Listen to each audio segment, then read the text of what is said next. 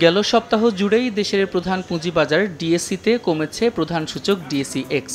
সপ্তাহ ব্যবধানে গড়ে সূচকটির পতন হয়েছে প্রায় 108 পয়েন্ট, শতকের বিচারে যা 2% বেশি। গত সপ্তাহে ঢাকা পুঁজিবাজারের লেনদেন একদিনও ছুঁতে পারেনি 450 কোটি টাকার ঘর। সূচকের পতনের সঙ্গে কমেছে বাজার মূলধনও। খাতভিত্তিক লেনদেনের হিসাবে 21 ক্যাটাগরির মধ্যে দৈনিক গড় লেনদেন কমেছে 15টি খাতের। তবে সপ্তাহ ব্যবধানে ব্যাংক খাতের লেনদেন বেড়েছে প্রায় 7%।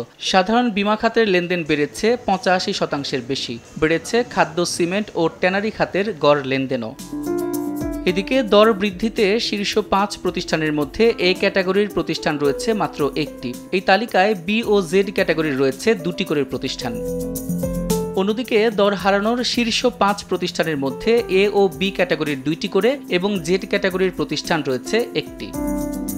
ঢাকা পুঁজিবাজারের এমন বেহাল অবস্থার মধ্যেই central depository Bangladesh limited CDBL জানাচ্ছে, গেল সপ্তাহে শেয়ার শূন্য বিও অ্যাকাউন্টের সংখ্যা 1149টি বেড়ে দাঁড়িয়েছে 3,73,367টিতে।